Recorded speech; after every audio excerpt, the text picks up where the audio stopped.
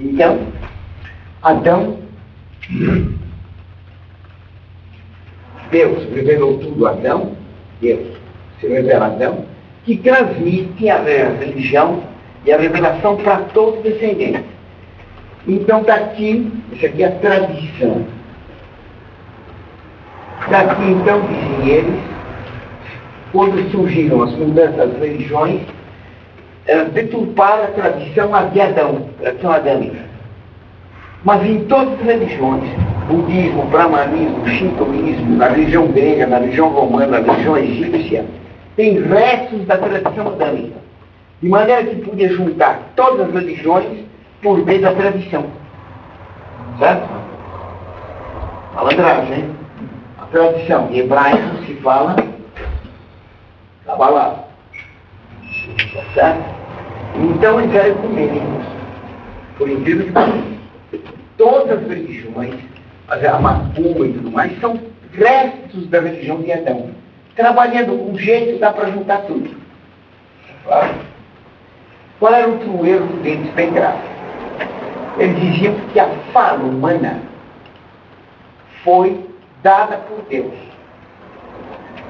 Porque, segundo o racionalista, a fala humana é produto da natureza física. Então, a primeira coisa que o homem fez foi dar um grito. Então, no princípio era o berro. A igreja responde, no princípio era o verbo. Deus fez Adão inteligente e deu língua para ele. Claro, deu linguagem para ele. Eu disse, não. A linguagem foi natural ter a língua. Falei, não. Eles diziam que a língua foi dada como uma espécie de milagre para o homem. Isso foi bobagem. Certo? Eu não entendo de geografia, mas todo o sistema da fala humana só pode ter um homem. Não tem animal que tem isso. Certo? Tem um negócio lá no lugar que lá tem que ter não sei que negócio do cérebro, mas enfim, tem inteiro de geografia. Deus fez um homem capaz de falar. Então no princípio não era o verbo, no princípio não era o grito, era o verbo. Se fosse um homem filho de macaco, o primeiro homem não falava falava, guinchava, né? Ele era macaco, certo? Eles diziam que o homem, então, ele não conhecia as coisas senão por Deus. Então, as ideias fundamentais nós receberíamos, o primeiro homem recebeu na contemplação direta da inteligência divina. E Deus colocou nos primeiros homens as ideias fundamentais. Certo? Isso é uma bobagem. Certo? Terceiro, eles diziam que Aristóteles, fazendo uma filosofia extremamente lógica, racional, ele era inimigo da religião. Então eles defendiam Platão. Certo? Se eles eram contra Aristóteles, eles vão dizer que eles eram contra também São Tomás de Aquino, que usava Aristóteles. Então, muito contra São Tomás, toda aquela gente católicos, hein? São Tomás foi culpado de que o mundo tinha ficado assim, podre e ateu, porque ele tentou fazer uma defesa racional da religião. E a religião não é racional. A religião é intuitiva. Portanto, não se pode provar que Deus existe. A existência de Deus não é suscetível de ser provada. As provas de Aristóteles e São Tomás têm que ser jogadas fora. Isso tudo vai ser condenado por Pio IX no Concílio Vaticano I. Tá certo? Tudo bem? Então eu vou repetir. Quais são os erros do tradicionalismo? Uma negação da inteligência. A inteligência é incapaz de compreender por si mesma.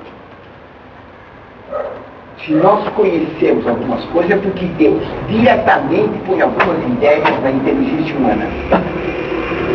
Então, nossa compreensão é mística, intuitiva, não racional, não dedutiva, não abstrativa. Claro? Então, daí que os primeiros homens eram extremamente sábios. então que as pirâmides já conheciam toda a física, toda a geografia, umas bobagens. Entendeu? Era o deus astronauta. Lembra? Então, Deus tinha feito uma revelação para Adão, e essa revelação se espalhara por todo mundo, mas foi deformada. A única religião que guardou mais da tradição adâmica foi o judaísmo, e depois o catolicismo. Mas todas as religiões têm a mesma do fundo. Todas as religiões são boas. É só eliminar os defeitinhos que vieram do uso corrente, todo mundo pode ser da macumba, o shintoísmo, o budismo, etc. É claro. Vocês compreendem como essa direita católica vai ajudar o Vaticano II, né? Entendeu? É velho o negócio. Sabe? Eles eram contra o raciocínio, contra Santo Tomás, contra Escolar. Quer dizer, revigorar o estudo de Platão e não de Aristóteles. Certo? O Papa vai ser contra ele. O Papa vai defender o Rosmini. Esse Rosmini é uma peça. Ele enganou até Dom Bosco em certo tempo. Fingiu-se amigo dele, etc. Ele vai ser condenado por Leão XIII. Agora estão querendo reabilitá-lo e torná-lo bem-aventurado. Ele foi posto no índex por Leão XIII. Ele tem um livro péssimo, As 5 Chagas de Cristo, e que trata das 5 chagas da igreja. Então, o Papa condenou o tradicionalismo. O tradicionalismo é condenado pela igreja. O que defende a fraternidade, a tradição católica dos apóstolos. A palavra tradição tem muitos sentidos diversos. A tradição significa cabala. O cabalismo é tradicionalismo. Nosso Senhor diz, gosta da tradição mudar os mandamentos. Qual tradição? Hã? Uma coisa daqui, tradição. Tem várias tradições. Tem isso aí, exatamente. E a palavra que nosso Senhor usa é gosta, porque ela gosta de cabalar, mudar os mandamentos. Claro? Tudo bem? No domingo vou dar uma aula sobre a primeira palavra do Cristo, da semente, que é lançado por uma parte, e depois a continuação, que é extremamente curiosa. Claro? Vai ser uma aula curta, mas interessante. Então, Estou falando com aquele que foi condenado a sabedoria. quem condenou o Bonetim. Tá? Condenaram o Bonetim e os outros escaparam da condenação por não serem nomeados, mas os erros dele foram condenados. Então, toda a direita atual católica, na França, na Alemanha, na Itália, gosta de No Brasil também, o Olavo também, né? também é igualzinho. É aquela serignose, certo? Então nós devemos ser contra ele e contra Deus. Sem dúvida. O Papa vai condenar, primeiro vai condenar os dois. Ele vai condenar o racionalismo, o cientificismo. Ele vai dizer que não tem cabimento por ciência e religião. A ciência estuda as leis que Deus pôs na natureza. Claro, pois a lei da meteorologia, quem fez? Foi Deus. Claro. É Deus quem faz a lei da meteorologia. O mesmo Deus que fez os 10 mandamentos. Então não pode ter contradição entre a ciência e a moral católica. É claro, não? Então tudo que se fala aí sobre moral matrimonial, etc., que católica, que vai contra a ciência, é um absurdo. É claro? É um absurdo. Bem, então, o Papa condena o racionalismo dizendo que o autor da razão e o autor da revelação é o mesmo. Então não tem contradição entre a razão, a ciência e a fé. A fé ilumina a ciência. Claro, ajuda a ciência. Tudo bem? Ele combateu muito o liberalismo, o nacionalismo, a união da cada nação ser um Estado, como ele combateu as independências, o anticolonialismo, ele combateu a igualdade, a liberdade, a fraternidade da maçonaria. Certo? Então ele vai, ele vai escrever a grande obra dele, que eu recomendo depois que vocês leiam, que é sensacional, que é, em 1864, ele vai publicar uma encíclica tremendamente importante, Poetatura contra o liberalismo, e os sílabos. Os dois documentos bem juntos. Os sílabos são 80 erros. O que está escrito nos sílabos são os erros, o que é condenado. Claro? Certo? Então é a fórmula condenada, não é a fórmula aprovada. Eu leio só algumas aqui. Os sílabos vale a pena, depois que nós temos tempo, examinar mais longamente para saber. Frase condenada, o erro 15. Eu só leio alguns. Todo homem é livre de abraçar e professar a religião que lhe parecer mais conveniente. Pois é condenado. Você não pode escolher a religião que você acha para cumprir o fim. Você não pode escolher a religião que você achar melhor. Tem que seguir a religião que Deus dá. Claro. A religião não é clube de futebol. Clube de futebol que é tipo, o problema é corintiano, por que é corintiano? Não sei. É flamenguista, não sabe por quê. Claro. Não, talvez gratuito. Mas tem uma família que só para dar conta dos outros, quer dizer, uma coisa gratuita. Certo? Inteiro gratuito. Aqui em França, católico, protestante, judeu, só porque ele acha. Agora, eu sou. Você veio um aí, eu sou taoísta. Eu não sabia que era taoísta, entendeu? Claro, bem. Parecia, foi? Os homens podem encontrar a salvação no culto de qualquer religião. Se for nada. Outro erro.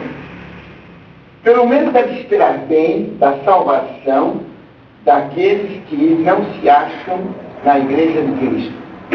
Quer ter um protestante? Temos que esperar. Não, tomara a Deus que ele se salve. Eu espero que ele vá se salvar. É tão bonzinho. Ele diz, dá uma comidinha para as comidas. Quer dizer, deve esperar bem, mas não pode esperar bem. O fulano está frequentando um antro de AIDS. Ele vai ficar doente. Deus esperar que ele não pegue a doença. Um absurdo. Um absurdo. Fora da igreja não há salvação. Depois, veja que interessante. A igreja não é uma sociedade verdadeira e perfeita, completamente livre. Isso é um absurdo. A igreja é uma sociedade perfeita. Hoje em dia os padres, quando eu digo isso, tem que acabar com essa história que a igreja é uma sociedade perfeita.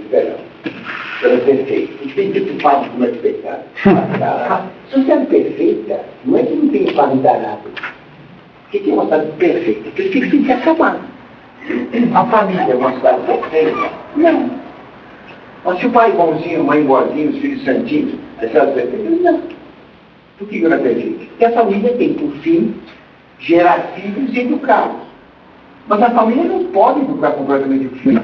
Tem que pôr na escola. Tem que pôr na faculdade. Então a família sozinha não completa o que ela quer. A finalidade é gerar os homens e educá-los. Mas a família não pode dar educação completa. Você vê outra sociedade, a escola. Então a família não é uma sociedade perfeita. A sociedade perfeita é aquela que tem de si mesma tudo que ela necessita para realizar suas finalidades. Há duas sociedades perfeitas. Quer ter uma nota? Então, a sociedade perfeita é aquela que tem em si mesma, a sociedade perfeita é aquela que tem em si mesma tudo o que é necessário. A sociedade perfeita é aquela que tem em si mesma tudo o que é necessário para ela realizar suas finalidades. A sociedade perfeita é aquela que tem em si mesma tudo que é necessário para ela realizar suas finalidades. Está claro, não? E você, né? A sociedade perfeita é aquela que tem em si mesma tudo que é necessário para realizar suas finalidades. Há duas sociedades perfeitas. Só.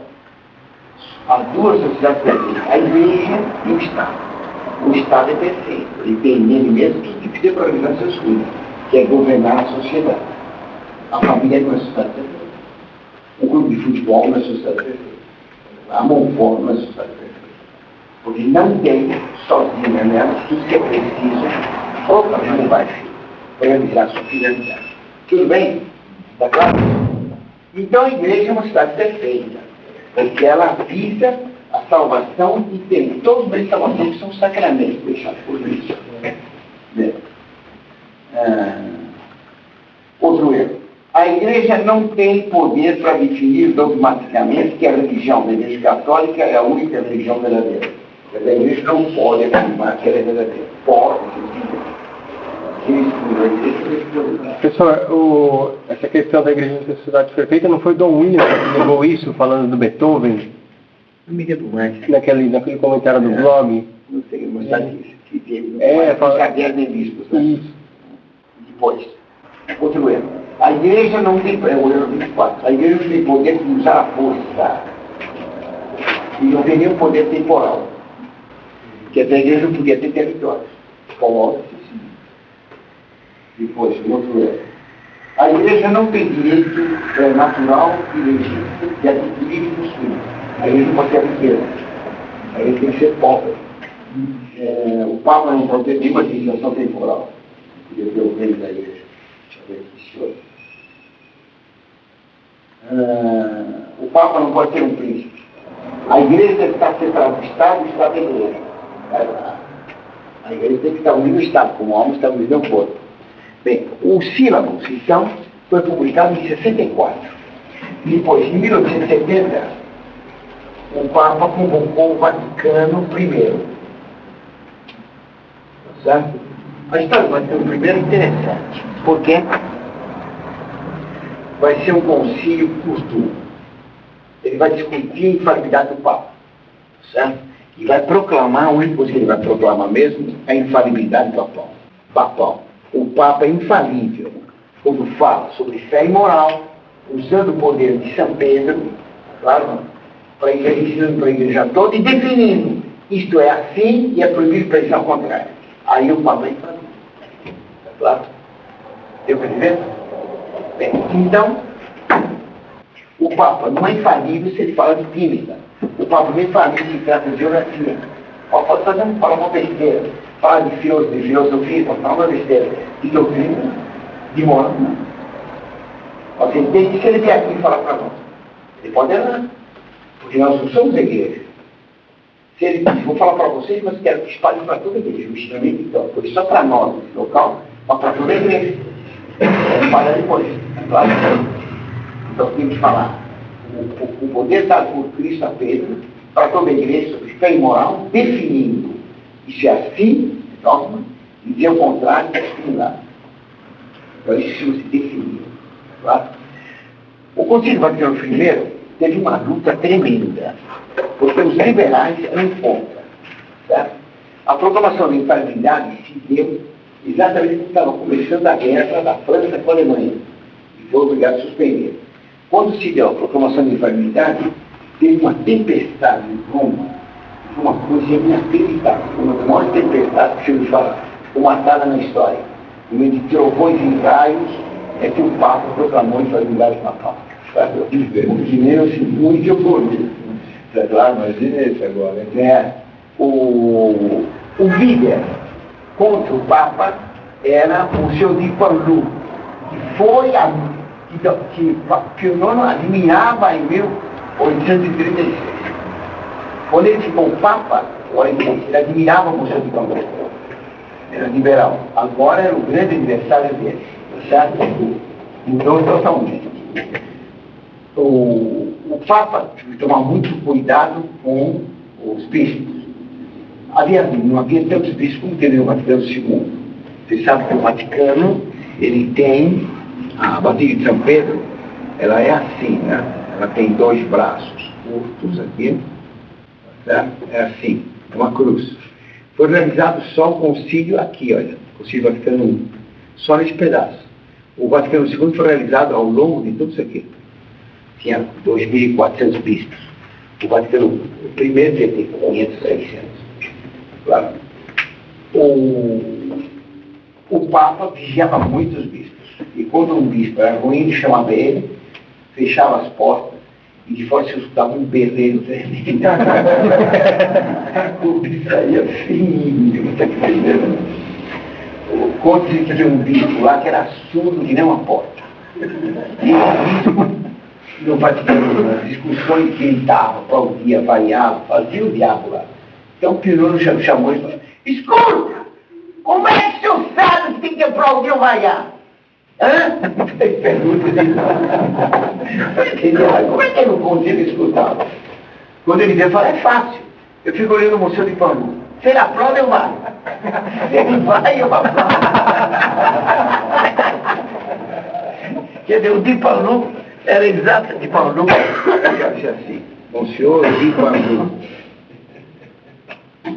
ele vai defender a separação de igreja e Estado, dizendo que a tese tem que estar unido, mas na hipótese concreta tem que estar separado. Certo? Quer dizer, o advogado queria separar. O senhor de Paulo vai ser o chefe de todos os liberais, mas vai ser pior um outro, o bispo Dellinger. Dellinger, ele vai protestar contra o Vaticano, a infalibilidade. Vai lançar um documento contra a proclamação do Papa como infalível e vai fundar uma nova igreja, um cisma, tá? Os chamados velhos católicos. Você também tem na Alemanha, ele era alemão. Então, os velhos católicos têm na Holanda também. Eu creio que agora os velhos católicos voltaram para a igreja, no último concílio vaticano. Mas eles vão ficar muito tempo separados da igreja, vai ser uma outra religião, claro, que não aceitava a proclamação da infalibilidade como sendo uma coisa falsa. Os discípulos da Mené, Montalembert, quando soube que o Papa foi proclamado infalível, ele disse que foi proclamado um novo ídolo no Vaticano. Montalembert era amigo do Mené, estão lembrados? Tá certo? Então, é desses aqui que vai nascer depois, desses anti-infalibilistas, Montalembert, de Panlou, Lacordaire, vão formar na França, junto com outros, um movimento católico social. Porque como no século XIX, os operários ficaram numa situação muito difícil, tá? Por causa da Revolução Industrial e por causa da Revolução Francesa. Então começou o operariado a ter muita necessidade. Os católicos então começaram a fazer um movimento para a ajuda dos operários, que logo degenerou no movimento socialista. O que causou o problema operário no século XIX? Na Idade Média havia corporações. A corporação era um enfermo, assim como um barão tinha território e ninguém podia mexer lá. Tá? Assim como uma cidade que o bairro dos padeiros e ninguém podia mexer lá. Nem o rei podia marcar o preço do pão. Como tinha o bairro dos açougueiros e ninguém podia marcar o preço da carne, quem marcava os aquilo era terra, era baronia dos açougueiros. Cada um era dono do fazendeiro, certo? Então os operários marcavam o preço que eles faziam, marcavam as regras todas. Os operários controlavam a aposentadoria. Tá? Elegia-se, então os alfaiates elegiam uma direção. 3 ou 4 mestres alfaiates eram os diretores do grupo dos alfaiates. Eles controlavam todo o dinheiro dos alfaiates para a aposentadoria. Claro não? Marcava o preço da roupa, certo? O preço, o salário dos alfaiates e tudo isso. Tanto que mais nunca houve tanta vantagem dos operários como na Idade Média. Foi a idade de ouro do proletariado. A Revolução Francesa acabou com isso. A corporação operária, certo? Era formada por os meninos que estavam aprendendo a profissão chamada aprendiz. Aqui nós chamamos agora oficial. Por quando ele recebeu o título de mestre, ele tem que fazer um exame público. Então, era um alfaiate. Dava-se para ele publicamente, punha-se uma mesa, todo mundo assistindo, dava uma roupa difícil para ele fazer. Se ele fizesse uma roupa bem feita, chamava-se a obra-prima, a primeira obra dele, ele recebeu o título de mestre. Os outros mestres tinham que dar para ele dinheiro para montar a alfaiataria dele. Ele tinha obrigação de receber meninos para ensinar o ofício. Certo? Muito bom. Muito bom. Então eles controlavam a aposentadoria, controlavam o preço da mercadoria e o salário. Nenhum mestre podia acumular trabalho.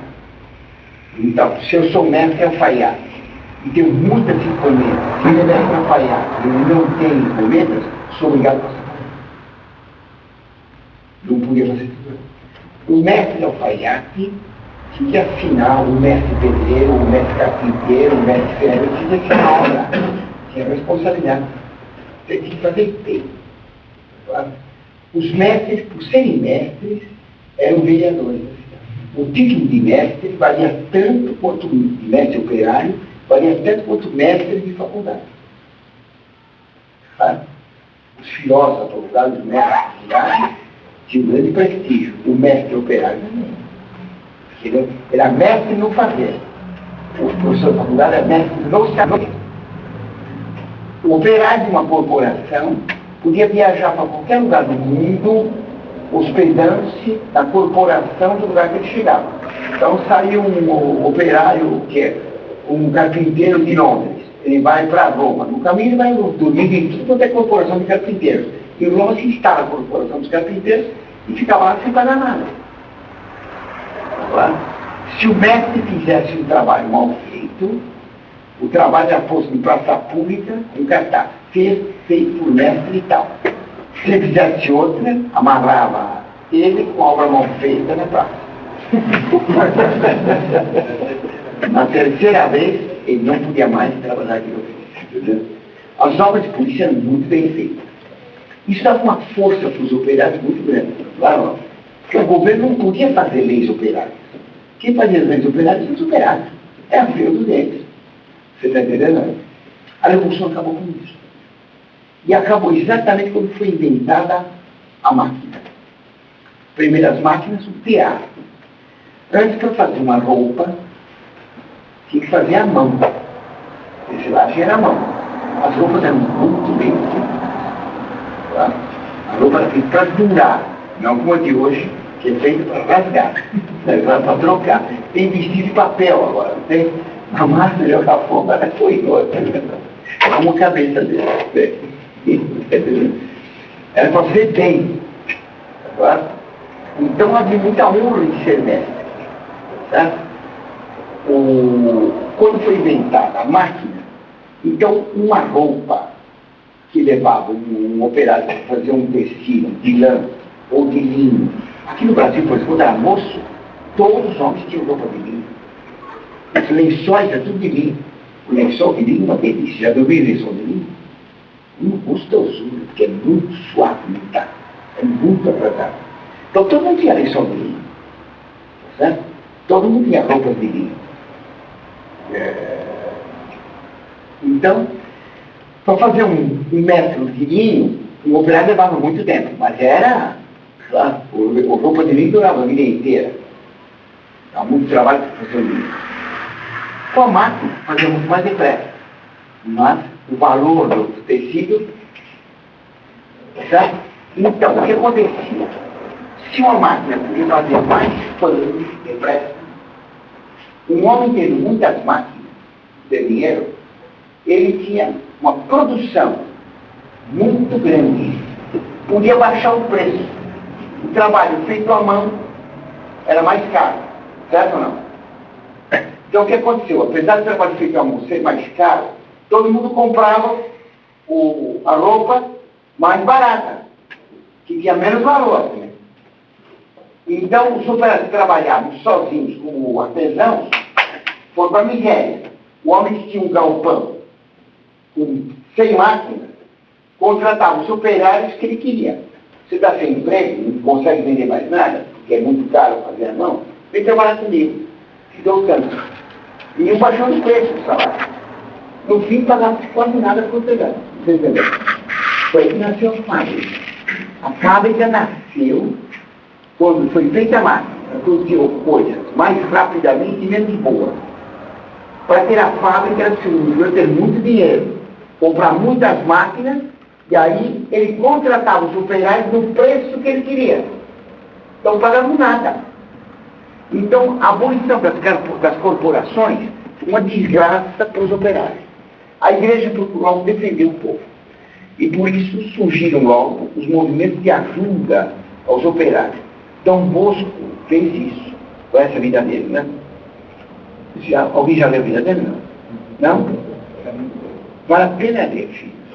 Ele foi menino pobre, então ele foi para ir para o seminário, a mãe empregou ele, por exemplo, num barzinho. Então ele servia lá para ele fazer comida. Depois trabalhou com um alfaiate para ele fazer roupas, trabalhou com marceneiro, com ferreiro. Quando ele ficou padre, ele pegava os filhos abandonados e ensinava sobre isso.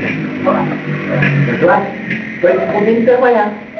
Tá claro? Então ele se preocupou com os operários. Mas logo surgiu um movimento católico social que queria reivindicar a igualdade. Todo mundo é igual. E, portanto, não tem que ter rico ou pobre. Está entendendo ou não? E então o movimento católico social era um movimento de tendência socialista, que já tinha aparecido Marx e o comunismo. Bem, em 1970, então, foi feito o primeiro movimento organizado. Aí teve a guerra França contra a Prússia. 1970. Essa guerra foi uma desgraça, porque o rei da França, o imperador da França, Napoleão III, sobrinho de Napoleão I. Sabe? Napoleão III era magrinho, de bigodinho assim, tinha sido carbonário, maçom, terrorista. Sabe? O Napoleão III era uma besta. Alguém estudava um gênio que se chamava Napoleão. O tio dele era um gênio. Ele tinha o mesmo nome, era sobrinho, então ele pensava que a orelhas dele eram grandes, para ocupar bastante proteção do talento, né? Mas a pessoa de uma chuva, dois orelhões e tamanhões. Está entendendo? Essa besta resolveu o seguinte, que tinha que inventar uma nova tática de guerra. E o Napoleão dizia que a melhor tática era o ataque. Ele resolveu que a melhor tática era a defesa. Então, na fronteira com a França, ele fez uma construção de fortaleza, tá entendendo? Pôs todo o exército lá. Os alemães, que entendem de guerra, acharam um negócio legal. Em uma semana, cercaram uma fortaleza em... como é que é? Uma delas foi em Sedan, outra foi em Sedan, não, me esqueci. A segunda foi em Sedan. A primeira, mas com M, não foi mesmo. Bom, a primeira cercou o exército lá na fortaleza e prendeu de uma vez 400 mil franceses. Na segunda, prendeu mais 300 a 400 mil franceses. O desventilador pegou pelo bigode e levaram para lá. Acabou o imperador. É claro? Tomaram a França e deixaram em Paris uma revolução comunista, mataram um monte de gente. Os alemães não entraram em Paris. Pegaram Versalhes, que é Paris, o palácio do rei, e lá proclamaram o Império Alemão dentro da França, no Palácio Real, uma humilhação tremenda. Enquanto se eles deixaram o exército francês cercar Paris e atacar os comunistas, por um massacre lá, mas os alemães ficaram lá de fora assistindo. Porque foi uma vitória alemã colossal. Tá? Essa vitória colossal vai destruir a monarquia napoleônica na França. E disso vai sair uma série de problemas que nós vamos ver na próxima aula. Isso é interessante. A próxima aula vai começar então o Leão XIII. Então, em Paris, Napoleão III foi um fracasso. Né? Ele foi levado preso para a Alemanha e acabou o Bonapartismo. Mas quem mandou? Os comunistas tinham tomado Paris, tinham matado gente de mundo. Então, fora os comunistas. Então, o que fazer? Quem vai governar? Tá? Um dos generais que foi derrotado na guerra com a Alemanha era o general Mack, um irlandês católico. Ele foi eleito presidente da República, foi formado a República. Tá? Mas os franceses estavam fartos da República, do comunismo e de Napoleão. Eles queriam voltar para a monarquia. Elegeram a maior parte dos deputados, monarquia. A maior parte dos senadores, monarquia. O presidente, monarquia. Ao contrário do Brasil. O Dom Pedro, filho de Barbão, nasceu de Barba já. O Dom Pedrão era um republicano. O Marechal Deodoro, ele era monarquia. O imperador era republicano. O republicano da República era monarquia. Só no Brasil essas coisas se invertem. Então, os deputados eram monarquistas, senadores monarquistas, o presidente monarquista, mas as ministras da República. Então fizeram um plebiscito e se constatou, volta à monarquia. Certo? Quem é o rei? O rei é o último descendente do rei Carlos X. Certo? E trouxeram o rei, lá veio ele. Certo? Todo mundo se festejando. Só que o rei era comunista. Comunista. Ele dizia que era só para mim que é errado fazer igualdade só na política. Fazer igualdade no dinheiro. Quer dizer, o rei era comunista. Está entendendo que desgraça?